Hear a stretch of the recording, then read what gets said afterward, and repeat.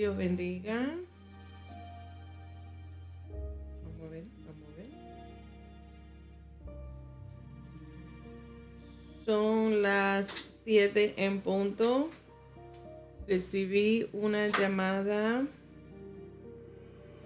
de mi prima en Puerto Rico preguntándome si estábamos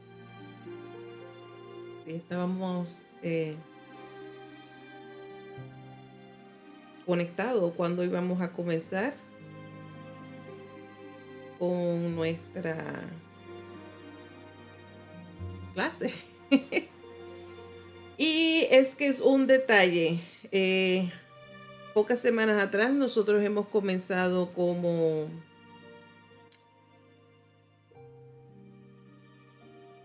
el horario de hora por el tiempo de otoño. So estamos realmente una hora, aunque son las 7 aquí, en la hora Eastern. Estaba mirando también en cómo se divide el tiempo de zona en los Estados Unidos. So, se divide en 4, lo que le conocen, los tengo aquí, como el hora pacífica, hora montaña, hora central y hora Eastern. No sé decirles en español, pero en esta parte del mundo, para esta temporada en los Estados Unidos, estamos una hora de diferencia más atrás comparado a Puerto Rico. Y por esa razón es que ella me llamó. Se le olvidó este cambio de hora. Así es que por eso es bueno también de que si usted no se ha conectado para estar en nuestra página en YouTube, en YouTube le recuerda también la hora en que estamos conectados cuando hacemos una programación, o también en Facebook recordando que es la hora de los Estados Unidos Eastern. Estamos aquí, ya son las 7, como ya les dije, noviembre 15 del 2024. Y estoy aquí buscando mis notas de la lección de hoy en este tomo 9, la lección número 11. Estaremos hablando de otra mujer piadosa. Esta unidad se trata de algunas de esas mujeres piadosas que encontramos en las Sagradas Escrituras. Ana, consagrada a Dios. Entonces, denme un segundo en lo que me acomodo aquí. Enviamos saludos, gracias a todos por conectarse. Estamos aquí representando a la Iglesia El Calvario bajo el ministerio de nuestro pastor reverendo Osvaldo Torres. Les saludamos. Ya casi estoy. Ok. Oramos. Padre Celestial y Dios bueno, te damos gracias por este tiempo maravilloso que tú nos has concedido, y estamos aquí conectados en esta hora por medio de esta plataforma. Te damos gracias, Señor Jesús, por esta oportunidad que tú nos has concedido. Gracias te damos por tu fidelidad, por tu favor todo el tiempo. En el nombre de Jesús. Amén. Estoy aquí ahora representando el personaje de Ana.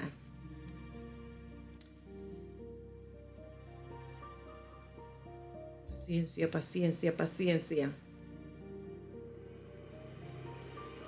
Hoy vamos a estar principalmente en el primer libro de Samuel.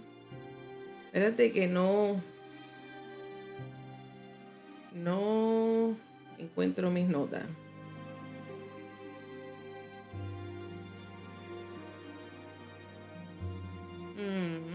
Open. Lo moví de estudios bíblicos. Estudios bíblicos. No, sí, no es estudios bíblicos. Clase bíblica. La número 9. Unidad 2. Mujeres piadosas. No me sale. No sé qué hice.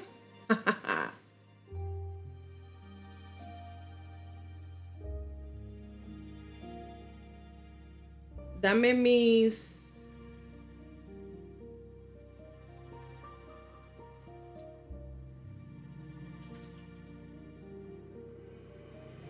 Pero mira qué cosa, lo tenía listo, guardado, lo hice 2 veces. Set in desktop is here.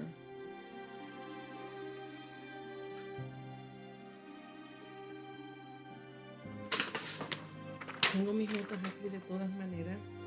La quería traducir del teléfono.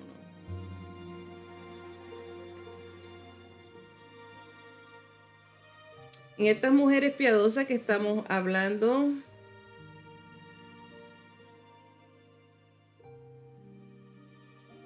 ella es otro personaje bíblico de la cual vamos a estar aprendiendo mucho acerca de cómo ella enfrentó las dificultades o las experiencias vividas, cómo con el ejemplo de ella nosotros podremos sacarle provecho. En todas estas lecciones hemos tratado acerca de impactantes historias de impactantes mujeres que han que nosotros podemos identificarnos con ella. El significado del nombre de Ana es benevolencia, favor o llena de gracia. Y en esta historia hay ciertos personajes que tienen un impacto a la vida de ella. Esto no me está funcionando. El principal personaje que tiene un gran impacto en la vida de Ana es su esposo Elcana. Esta historia que estaremos desarrollando hoy, que estaremos hablando hoy, tomó lugar en los tiempos, en la época donde el pueblo de Israel era liderado por los jueces. No tenían un líder como tal, además de ser el mismo Dios Jehová, el líder principal divino, pero en la tierra no tenían una persona fija como líder, sino que estaba en esta temporada, en esta época de los jueces.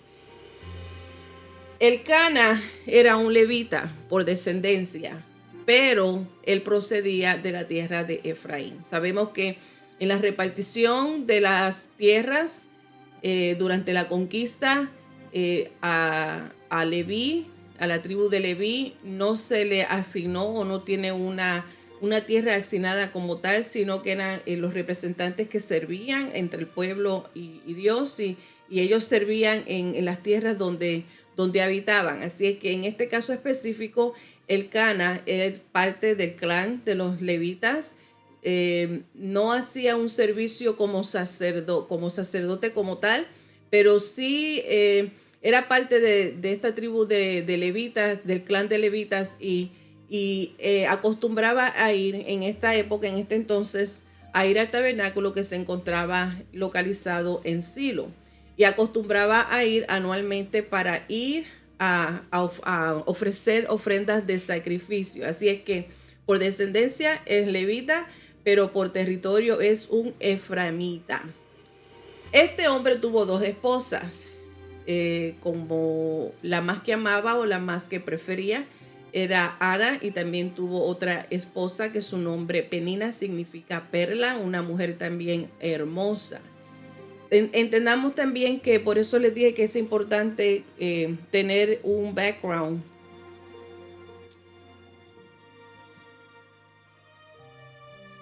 Un background, un entendimiento básico o un resumen de lo que un conocimiento de del panorama en la cual tomó la historia. Así es que entendamos que para este tiempo específicamente la bigamia era común en los tiempos del Antiguo Testamento, y por eso es que vemos aquí a Elcana, que tenía 2 mujeres.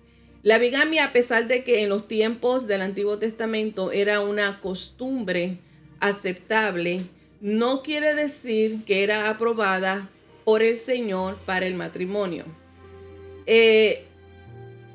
No hay conveniencia alguna en vivir en familia con este tipo de estructura. No es nada de fácil. Y lo vemos también como a través de la Biblia, las familias, los matrimonios que llevaron este tipo de modelo, no, eh, no vimos más que problemas. O sea, encontramos diversidades de problemas. Por ejemplo, tenemos con el ejemplo de la familia de este tipo de estructura de bigamia que llevó a Abraham con Sara y Agar, también con Jacob, con su esposa Raquel y Lea, y en este caso veremos en el caso de Alcana con Ana y Penina. Esto nos deja claramente a través de todas las historias, cuando la analizamos y nos podemos observar, que esta práctica siempre estuvo acompañada de muchos problemas familiares. La familia como tal, la dinámica como tal, siempre he dicho que cuando hay más de una persona siempre hay conflicto. Así que la dinámica como tal normalmente pueden causar diversidades de conflicto, pero aumenta más cuando se lleva este tipo de estilo de familia que, como les dije, era en los tiempos antiguos, en los tiempos del Antiguo Testamento, era una práctica aceptable en la cultura, pero no quiere decir que fue bendecida o fue aprobada por Dios mismo. Este tema de, de la esterilidad es uno que aumentaba más al tipo de familia que llevaba este tipo de modelo. Este es el caso de Sara, en el caso de Raquel y en el caso de Ana. Este tema también de la esterilidad era muy visto, no era algo aceptable, no era bien visto por los israelitas. Y este asunto agravaba. Hay creencias, opiniones que la razón por la cual Elcana, a pesar de que Ana, siendo fue su primera esposa, fue la esposa preferida, que la razón por la cual él se casó con Penina fue para específicamente, tengo como que algo que me molesta, fue específicamente para procrear. Como ya les dije, la fertilidad era bien visto por la cultura, era bien visto y lo reconocían los israelitas, veían que una mujer que era fértil y daba herencia, le paría hijos al esposo, era una mujer amada tanto por Dios como por su esposo. Y por el otro lado, la mujer que no daba a luz, que no paría, no daba herencia, era una mujer que no era amada, era rechazada tanto por Dios como por los hombres. Así es que el tema de ser estéril era un tema de burlas, era un tema de rechazo, por la cual la mujer que era estéril dentro de un matrimonio polígamo le hacía aún más difícil su existencia. Y es este caso que vivía Ana, porque Penina era ese tipo de persona también que se burlaba, porque la esposa que podía parir se burlaba o hacía competencia con la que no podía parir, con la que era estéril. Así que las mujeres con esta circunstancia de esterilidad sufrían mucho, además de que la cultura no las veía bien o las rechazaban o se burlaban, también se sentían incompetentes, se sentían rechazadas por Dios mismo y aun por sus esposos. Y luchando ese desprecio continuo tanto de sus vecinos como familiares es lo que agravaba la situación. Y este es el caso de Ana. Le hago relucir todos estos puntos para que nosotros tratemos de ponernos en la situación de ella como personas rechazadas. No necesariamente porque eres hombre y no te puedes identificar con el tema de que no puedes parir, pero también hay hombres que también son estériles. Pero el punto de esta lección es nosotros entender lo que siente una persona rechazada, cómo enfrentar una vida donde lo que recibe son rechazos y burlas, cómo mantener esa fe fuerte y firme, cómo seguir creyéndole a Dios en medio de las circunstancias, cómo seguir glorificando su nombre aún en medio de tanta turbulencia en nuestras vidas. Esto me hizo recordar que en el febrero del 2023 yo llevé un mensaje a la iglesia del Calvario Y en este mensaje hablé acerca de la ironía que es de la necesidad que nosotros debemos de tener en nuestra vida, de tener una penina. Esta ironía de nosotros entender que muchas veces necesitamos tener una penina en nuestras vidas, a la misma vez de tener en claro la importancia de cómo responder como respondió Ana. Las peninas en nuestras vidas, a pesar de que sea algo doloroso e incómodo, algo hasta rechazado, que no lo queremos porque no se siente bien, es dolor. Muchas veces ese tipo de experiencia, esas peninas en nuestras vidas, nos ayudan a nosotros a florecer, a ser mejores personas, a ser un instrumento y un vaso importante y frágil y esencial en las manos de Dios. La verdad central de esta lección nos dice que Dios escucha y responde las oraciones fervientes de su pueblo.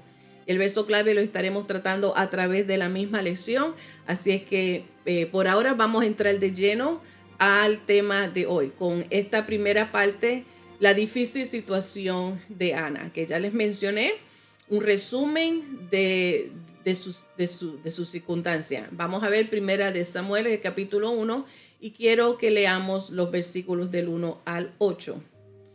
Hubo un varón de Ramataim, de Sofim, del monte de Efraín, que se llamaba Elcana, hijo de Jeroam, hijo de Eliú, hijo de Toú, hijo de Suf, Efrateo.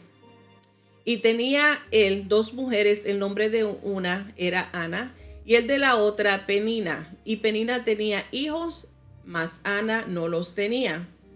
Y todos los años aquel varón subía de su ciudad para adorar y para ofrecer sacrificios a Jehová de los ejércitos en Silo, donde estaban dos hijos de Elí, Ofni y Finees, sacerdotes de Jehová. Y cuando llegaba el día en que Elcana ofrecía sacrificio, daba Penina su mujer a todos sus hijos y a todas sus hijas, y a cada uno su parte. Pero a Ana daba una parte escogida porque amaba a Ana, aunque Jehová no le había concedido tener hijos. Y su rival la irritaba, enojándola y entristeciéndola porque Jehová no le había concedido tener hijos. Así hacía cada año, y cuando subía a la casa de Jehová la irritaba así, por lo cual Ana lloraba y no comía. Y el Elcana, su marido, le dijo: Ana, ¿por qué lloras? ¿Por qué no comes? ¿Y por qué está afligido tu corazón? ¿No te soy yo mejor que 10 hijos? En este tiempo donde vivió Ana, como ya le dije, era el periodo de los jueces, y también servía el sacerdote Elí con sus dos hijos. Al comenzar de primera de Samuel, teniendo ya claro que el pueblo no tenía un gobierno centralizado como tal, como les dije, en el tiempo de los jueces, cada cual hacía como le parecía bien, y esa próxima generación que se levantaba se olvidaba más de Dios más y más. Y por esa continua, ese círculo vicioso, continuamente Jehová trabajaba y utilizaba a los mismos enemigos de la nación de Israel para tratar con su pueblo, para corregirlo. Aún así, había una indiferencia donde también los levitas y los sacerdotes pues no tenían ese cuidado o atendían la necesidad espiritual del pueblo. Y los hijos de Elí son un gran ejemplo de esto, como él tenían ese descuido. Allí donde servían, donde se había puesto el tabernáculo, allí en Silo era donde se presentaban o tenían la responsabilidad de presentar y atender las necesidades espirituales del pueblo, pero aún así las descuidaban en su trabajo como tal. Elcana tenía entonces la costumbre también de ir, era una persona, procedía de una familia, como ya les dije, de la tribu de Leví, de la tierra, vivió en la tierra de Efraín, y tenía anualmente esa costumbre, esa responsabilidad por su devoción para la adoración y los sacrificios, y anualmente viajaba entonces a Silo, donde se encontraba el tabernáculo, para hacer su sacrificio. Ahora, entendiendo todos estos aspectos de la historia, este resumen de la historia, vamos a ver cómo la persona de Ana, cómo milagrosamente y de forma tan impactante cabe en este plan tan grande y tan maravilloso de Dios para con su pueblo Israel. Para Ana había comenzado en este proceso de su vida una etapa nueva, no tan solamente para su propia vida, sino que impactaría también al resto del pueblo. Dios siempre estuvo obrando a favor de Ana, porque Ana fue a venir a ser parte del gran supremo plan de Dios, aunque Ana en ese momento ni lo vio ni lo pudo entender hasta después de pasar el proceso. En la historia vemos cómo fue impactado, cómo el pueblo de Dios fue bendecido por medio de la vida de Ana, cómo ese sufrir de ella fue a pasar algo consagrado para Dios.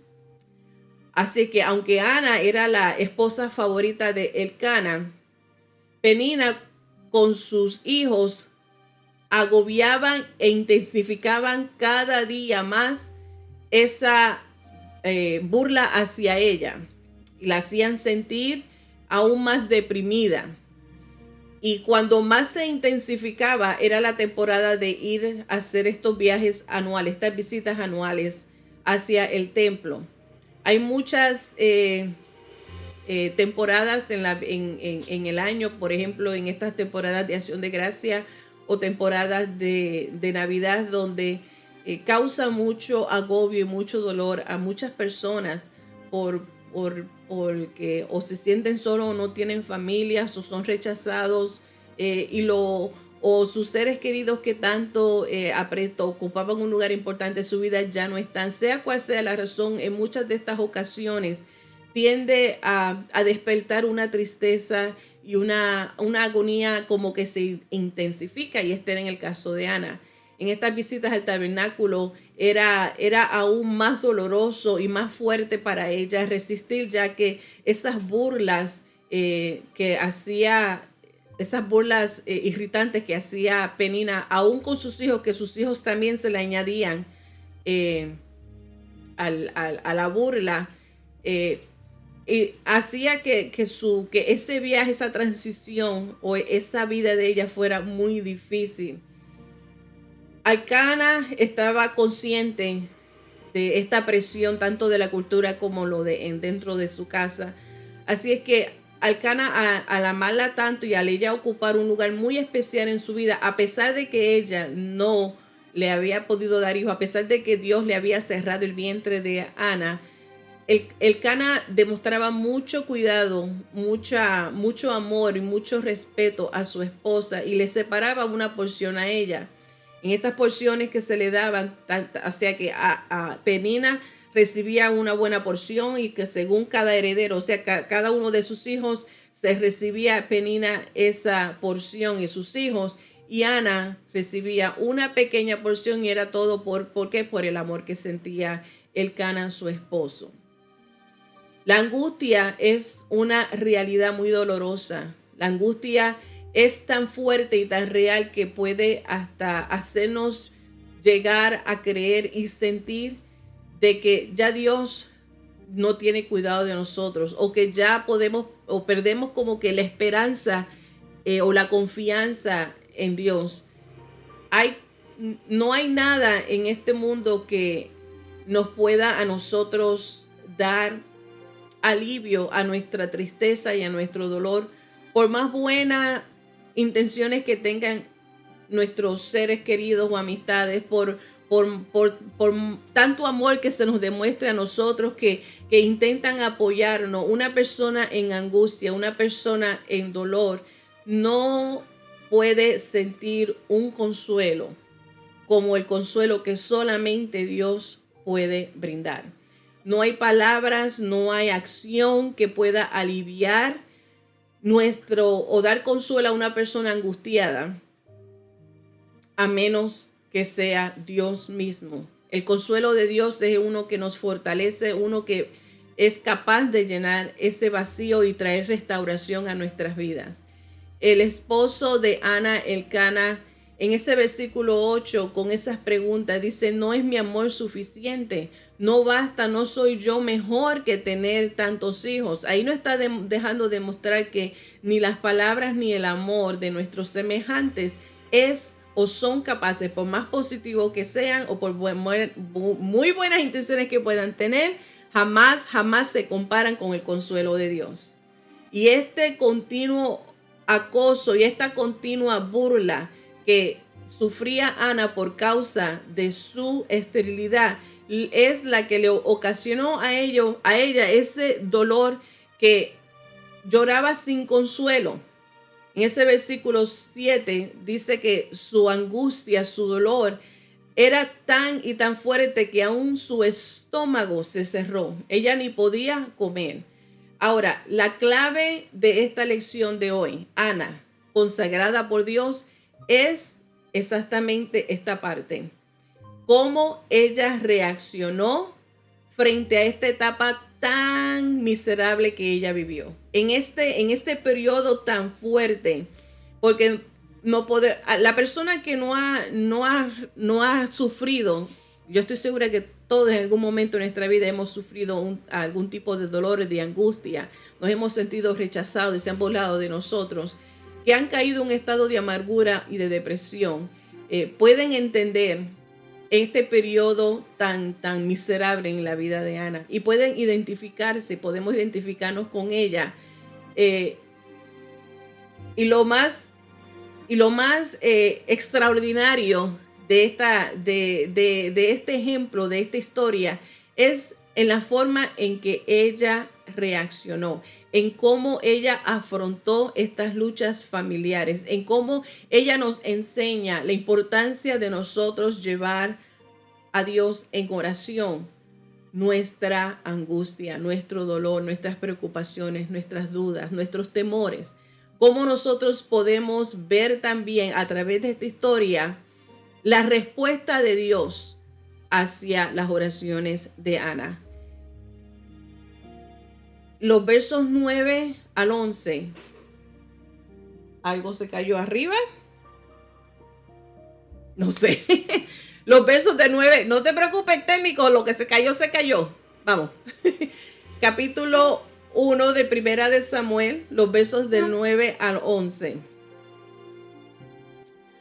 Nos dice: y se levantó Ana después que hubo comido y bebido en Silo, y mientras el sacerdote Elí estaba sentado en una silla junto a un pilar del templo de Jehová, ella con amargura, versículo clave aquí, o sea, no es el de hoy, pero el de la enseñanza, con amargura del alma oró a Jehová y lloró abundantemente. E hizo voto diciendo: Jehová de los ejércitos, si te dignares mirar a la aflicción de tu sierva y te acordares de mí y no te olvidares de tu sierva, sino que dieres a tu sierva un hijo varón, yo lo dedicaré a Jehová todos los días de su vida y no pasará navaja sobre la cabeza. Cuando le dije que es la parte clave, no es el versículo clave de la lección, eso es más adelante. Lo que yo digo es clave en especificar la reacción de Ana. En ese versículo 9 y 10 lo dice que ella se levantó. Se levantó Ana y oró a Jehová. Son dos cosas que ella hizo. Esta es la forma en que ella enfrentó y lidió este periodo de miseria en su vida. Ella se levantó y oró a Jehová. El decir levantarse es fácil. El punto transformador es la acción misma. No es tan solamente decir lo que quiero hacer o lo que voy a hacer, sino lo que ella hizo, lo que he hecho. Ella se levantó. el mismo hecho de tomar acción y levantarse fue el punto transformador de la vida de Ana en respuesta a este tiempo de miseria que experimentó su vida. Ana se levantó y se fue al tabernáculo, se levantó y fue al lugar de refugio, se levantó y fue allí donde la presencia de Dios ella se encontraría, que con la presencia de Dios ella estaba segura de encontrarse.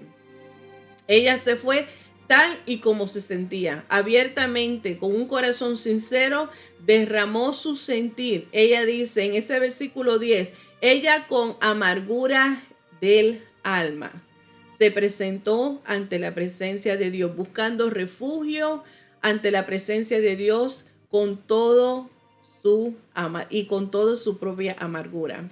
Muchas veces buscamos medios.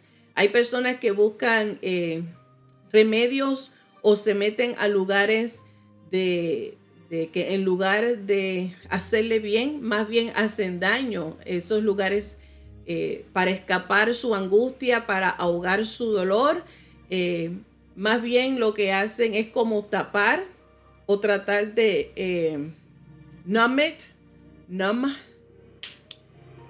do you say numb? Numb, para no sentir el dolor, ahogan sus penas a través de comportamientos destructivos o se van a lugares que no son muy buenos o con personas o juntillas que no hacer actividades no muy buenas.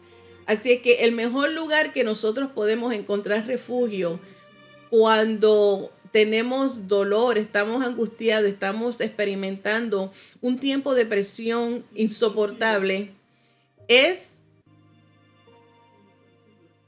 no, that's not numb. Adormecido, sí, adormecer nuestras penas y el dolor. El mejor lugar para hacerlo es en la presencia de Dios. Y en otras ocasiones le he hablado, creo que fue en el tomo 8, en la unidad 4, cuando también les estuve mencionando acerca de la presencia de Dios, se movía o se sentía en el tabernáculo. O sea, era un lugar específico que tenía, donde el pueblo y las demás personas tenían que viajar, largo camino, peligros que se encontraban para ir y estar un momentito, un tiempo, como David lo decía, estar en tus atrios es mejor que estar 1000 años fuera de ellos, donde él tenía hasta envidia. El autor del Salmo 84 tenía envidia también de las golondrinas y de las aves que posaban y moraban en el tabernáculo, en la casa de Jehová. No es como tú y yo que tenemos el privilegio de tener un templo en el cual podemos llegar con facilidad, al menos aquí otra vez en los Estados Unidos. Muchos de nosotros tenemos la habilidad, podemos tomar de nuestros autos o las iglesias que proveen transportación, los hermanos que también proveen transportación. Bendecimos la vida de los hermanos de la Iglesia del Calvario que proveen transportación a aquellos que no lo tienen, o si acaso tienen su auto indispuesto, van y proveen la transportación. Tenemos la dicha de poder llegar en comodidad, en cuestiones de minutos, a la casa de Jehová. Para este tiempo había que dar unos viajes largos, agotadores, subir, peligrosos. Así es que Ana caminó hacia la presencia de Dios, al tabernáculo, llevando en su pecho esa angustia y ese dolor y esa humillación que constantemente recibía. Ella se levantó, decidió levantarse de su dolor. Ella tomó acción y se fue al tabernáculo y allí derramó su corazón. Allí habló a Jehová de los ejércitos, expresó en un corazón de amargura su deseo, apelando a la misericordia, apelando al amor de Dios, porque Ana entendió que solo Dios era su esperanza. Ana entendió que solo Dios podía quitar y hacer algo en su circunstancia que ni la ciencia ni los hombres nada podían hacer. Solamente una intervención divina podía quitarle a ella de esa miseria, de esa burla que vivía constantemente. Solamente Dios podía aliviar aquel sufrimiento al darle a ella y concederle su petición de darle un hijo varón. Si es que nosotros como iglesia también podemos aprender que a pesar de las dificultades que nosotros como iglesia podamos vivir o podamos experimentar, o personas individuales, porque la iglesia es un conjunto, es un organismo vivo, es un conjunto de personas que tenemos tenemos a un Señor, todos tenemos la misma fe en nuestro Señor Jesucristo. Y como personas nosotros también podemos aprender de Ana que podemos manejar las duras situaciones que pueden atravesar nuestro camino, pero que estas situaciones difíciles no nos detienen a nosotros, no detienen nuestro paso, no nos detiene nuestro caminar hacia el propósito que Dios tiene para nuestras vidas, como individuo o como iglesia. Toda dificultad, toda opresión, toda burla, cualquier cosa que pueda estar atravesando en nuestro camino, que nos cause dolor y podrá estar atribulándonos y podrá llevarnos a un espíritu de amargura. Algo aprendemos de Ana, y es que podemos tranquilos, con fe y creyendo, en confianza, acercarnos a la presencia de Dios y derramar con nuestro espíritu, derramar nuestro corazón tal y como nuestro espíritu se siente. Podemos ver a través de la Biblia muchos relatos, muchos ejemplos de otras personas que fueron fieles y fueron bien sinceras en abrir su corazón cuando atravesaron momentos de dificultad. Fueron transparentes con Dios, fueron honestas, fueron personas honestas con Dios, lo cual nos estimula a nosotros y nos ayuda a nosotros a de igual manera entender que podemos hacer lo mismo. Que no estés declarando, no estés diciendo que tú eres tú. Si tú tienes esa super fe, sigue orando por muchos de nosotros que lo necesitamos. Pero tenemos que ser honestos con nosotros mismos y entender que hay momentos en nuestras vidas que nos hacen sentir de una manera tan triste y tan afligido, que cuando enfrentamos esos momentos de aflicciones podemos ir ante su presencia. Tenemos el ejemplo de David en ese Salmo 51. Estamos muy familiarizados con la forma en que David se expresa, conoce su condición, conoce su falla y clama a Jehová para que lo levante, para que lo restaure, para que lo limpie, para que lo haga nuevo. Reconoce su condición, su quebrantamiento y espera una salvación de Jehová. Encontramos también a través de los salmos, muchos salmos acerca que escribió Asaf. Asaf en el Salmo 77, particularmente en ese verso 1, él dice: con mi voz clamé a Dios clamé y él me escuchará. En el verso 2 dice: al Señor busqué en el día de mi angustia. Alzaba a él mis manos de noche sin descanso. Mi alma rehusaba consuelo. Asaf sabe lo que es experimentar angustia, lo que es buscar consuelo, lo que es depender de Dios y buscar fortaleza. Reconoció que es parte de esta vida nuestra pasar momentos angustiosos, y también reconocemos que solo en Dios podemos encontrar la fortaleza. Podemos levantar nuestras manos aunque nos sentamos caídos y aunque estemos sin fuerza. Podemos alzar nuestras manos y darle gloria a Dios, buscando también refugio y fortaleza. Hay un salmo también, el Salmo 46. Y este salmo es uno de los que en ocasiones encontramos que está en la parte de arriba, y los salmos que están identificados o marcados quién es el autor o de qué se trata ese salmo. Este Salmo 46 es uno que tiene descrito como el Salmo Alamot. Alamot es un título que a pesar de que no hay una definición concreta o no hay un acuerdo entre los estudiosos, el verdadero significado de lo que es un salmo alamot, sí están de acuerdo que al fin y al cabo estos salmos de alamot son salmos de adoración y alabanzas que demuestran confianza en Dios, particularmente en tiempos de aflicción, en tiempos de desesperación, de dolor, de angustia. Y estos salmos específicamente, ahí es donde está la diferencia de opiniones en estudiosos.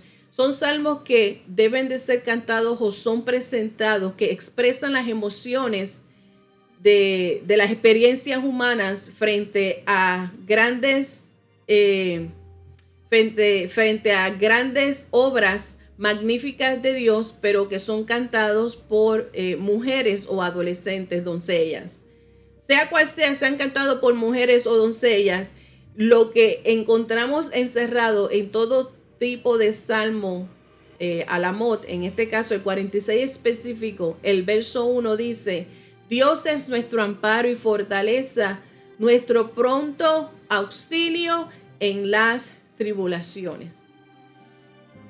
¿Y qué otro ejemplo más extraordinario y superior que lo que encontramos en el libro de los Salmos? Está el mismo Jesús en Mateos capítulo 26, donde los versículos 36 al 34 hablan cuando él estuvo en Getsemaní.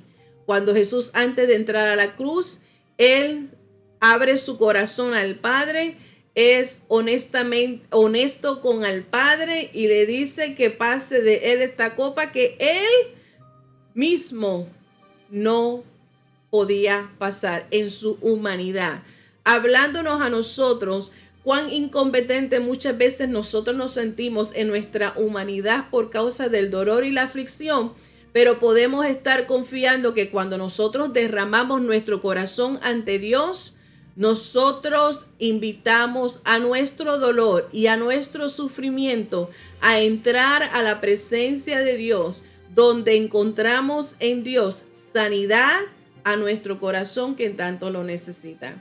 En medio de las tribulaciones, de la angustia, del rechazo, del dolor, la confusión, del temor, de la duda, cualquiera circunstancia que nos encontremos, que estemos viviendo, confiadamente podemos ir al trono de la gracia de Dios y podemos encontrar consuelo en Dios. Derramamos nuestro corazón, vamos aún con nuestro dolor y con nuestra amargura, podemos alcanzar socorro inmediato. Hebreos capítulo 4, verso 16, se nos habla y se nos dice: acerquémonos pues confiadamente al trono de la gracia. ¿Para qué? Para misericordia y hallar gracia para el oportuno socorro. El mismo Pablo dijo en 2 de Corintios, capítulo 4, el verso 8 y 9, esta palabra exhortación que da Pablo: atribulados, mas no angustiados, en apuros, mas no desesperados, perseguidos, mas no desamparados, derribados, pero no destruidos. Qué palabras tan alentadoras. A través de las escrituras podemos encontrar palabras de aliento, de fortaleza. Como les dije, no hay nada en este mundo, por más amor que sintamos y apoyo, intenciones positivas que tengan nuestros seres queridos, para ayudarnos a nosotros a salir de ese tiempo de oscuridad, de dolor, de aflicción, de angustia. Nada de esto nos puede ayudar como lo promete la presencia de Dios, el único que nos puede sanar, el único que nos puede restaurar, el único que puede llenar ese vacío, el único que puede hacer el milagro, que la ciencia queda corta y que las intenciones humanas quedan muy cortas. En esta aflicción de Ana vemos que ella decidió levantarse, ella se levantó y ella se fue a buscar la presencia de Dios con un corazón amargo. Le ora a Dios y le hace una petición. Es interesante entonces ver ahora, en este tiempo particularmente, el versículo clave, que es el verso 20 de este capítulo 1 de Primera de Samuel. Aconteció que al cumplirse el tiempo después de haber concebido Ana, dio a luz un hijo y le puso por nombre Samuel, diciendo, por cuanto lo pedí a Jehová. Después de ellos regresar a su casa en Ramá, ya se fueron de su casa Ramá al tabernáculo en Silo, terminaron con su compromiso, con su costumbre, con su sacrificio y regresan a casa a Ramá. Una vez que regresan a casa a Ramá, dice que cuando su esposo Elcana y ella se acostó con su esposa Ana, dice que el Señor se acordó de la súplica de Ana. Así es que aquí vemos en este versículo clave del verso 20, capítulo 1 de Primera de Samuel, cuál es la respuesta de Dios ante la súplica de Ana. Ana, en su amargura, en su dolor, se levanta, ora a Dios, y una vez que ellos regresan a casa, una vez que regresan de cumplir, Dios se acuerda de la súplica de Ana y le da su petición y le da un hijo varón.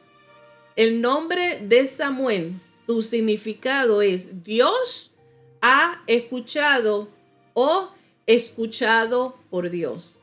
Ese es el significado poderoso del nombre de Samuel. El nombre de Ana significa llena de gracia, benevolencia, un favor. ¿Cómo es que en su estado de amargura ella derrama su corazón y hace un compromiso? En medio de su amargura, ella hace un pacto con Jehová. Después del nacimiento de Samuel, Ana había dicho en el capítulo 1, el verso 11, su voto a Jehová. En el verso 11 dice, e hizo voto diciendo, esta es Ana, diciendo a Jehová de los ejércitos. Específicamente vemos cómo se describe aquí el lugar que ocupa Dios en el pueblo. Jehová de los ejércitos, ya que ellos no tenían tampoco un líder físico en la tierra. Ella le hace este voto a Jehová y le dice, si te dignares, mira a la aflicción de tu sierva, refiriéndose a su esterilidad, a la miseria que estaba viviendo, al rechazo y la burla continua. Y le dice, y te acordares de mí, y no te olvidares de tu sierva, sino que dieres a tu sierva un hijo varón. Yo lo dedicaré a Jehová todos los días de su vida. Este es el pacto que hace Sara en medio de su dolor, de su amargura, de su angustia, de su aflicción. Ella hace este pacto a Jehová. Así es que Ana, después de que su hijo Samuel nació, dejó de ir a acompañar a su esposo y el resto de la familia al tabernáculo en Silo, sino que ella decidió quedarse en casa criando a su hijo hasta que fue destetado. La costumbre por lo general es 3 años. Una vez que Samuel cumplió sus 3 años, ella destetó a su hijo Samuel y fue a cumplir su promesa, a llevar a cabo ese voto que ella le hizo a Jehová en su dolor, en su angustia. Tal y como lo había prometido en el versículo 27 y 28, vemos que ella cumple esa promesa. Y ella dice, por este niño oraba, hablando de Samuel, y Jehová me dio lo que pedí.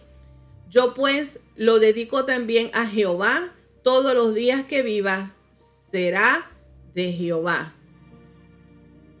Después entonces de hacer este sacrificio, cuando Ana reanuda su compromiso y va con su esposo y acompaña a su esposo y la familia de regreso al tabernáculo en Silo, después de haber hecho ese sacrificio, después de haber presentado su adoración, entonces Elcana y su esposa Ana van y hablan con el sacerdote Eli, le explican la situación del compromiso Y de ese momento en adelante es que Samuel vive permanentemente bajo la tutoría de Elí.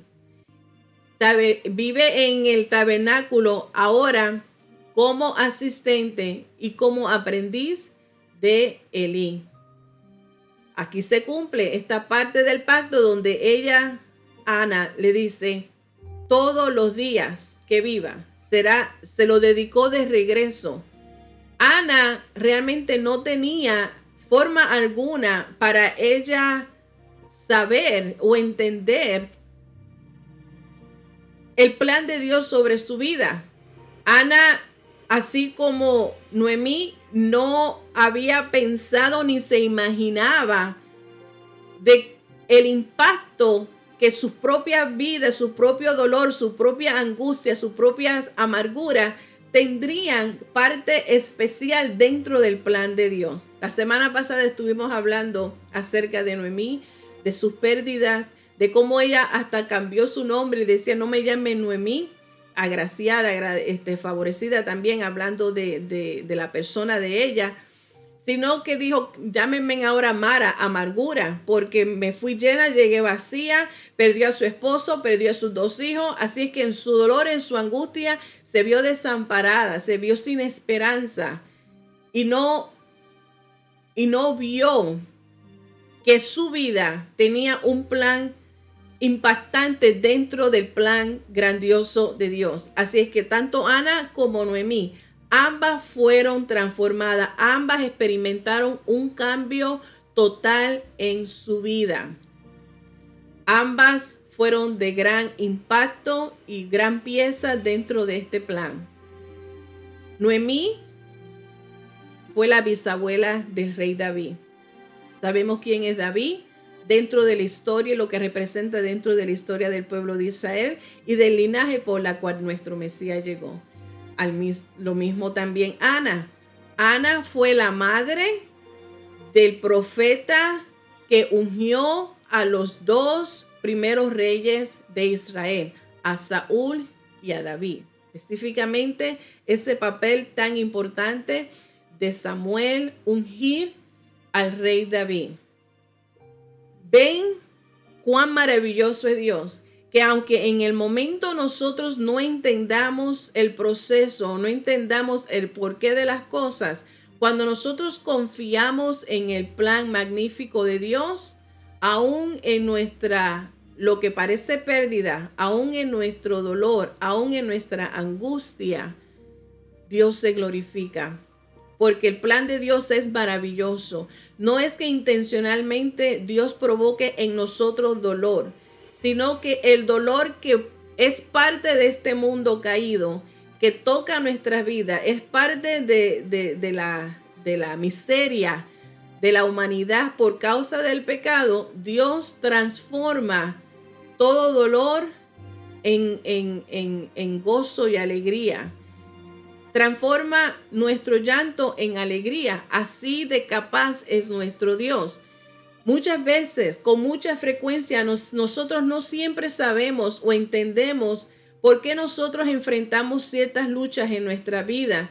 Así que mientras nosotros nos encontramos al otro lado del proceso, mientras nosotros nos encontramos en lo que yo categorizaría como el salón de la espera, es en ese tiempo, durante el tiempo de espera, durante ese tiempo de proceso, con mucha dificultad nosotros podemos ver, nosotros podemos entender, nosotros podemos aceptar que Dios está obrando. Y no es hasta que nosotros entramos al salón de confianza, no es hasta que nosotros atravesamos y cruzamos al otro lado del proceso, donde finalmente podemos ver y entender cómo es que Dios sí estuvo obrando en todo tiempo, cómo el cuidado de Dios y las provisiones de Dios han estado con nosotros todo tiempo, incluyendo ese tiempo de dolor, ese tiempo de angustia, ese tiempo oscuro.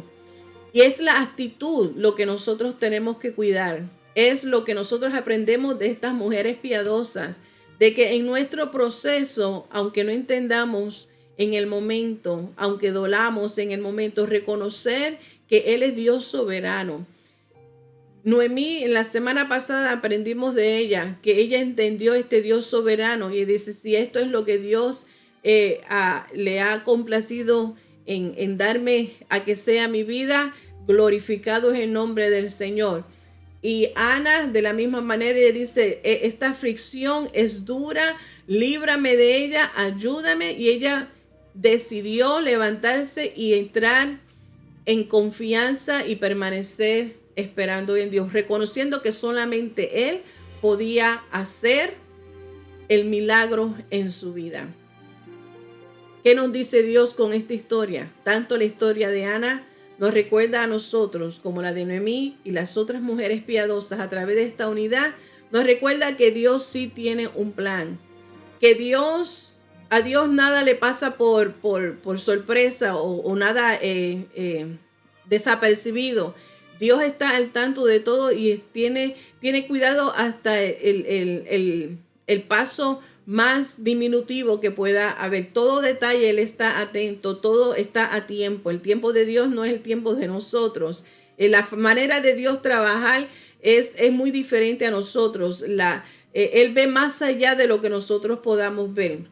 Cuando nosotros derramamos nuestro corazón a Dios, nosotros podemos tener fe en Él, que Él responderá a su tiempo, que todo cae según el plan trazado por Dios. Nosotros podemos permanecer firmes en la verdad de Dios, que Él sí nos escucha y de que Él sí responde a nuestras oraciones, pero es al tiempo de Él.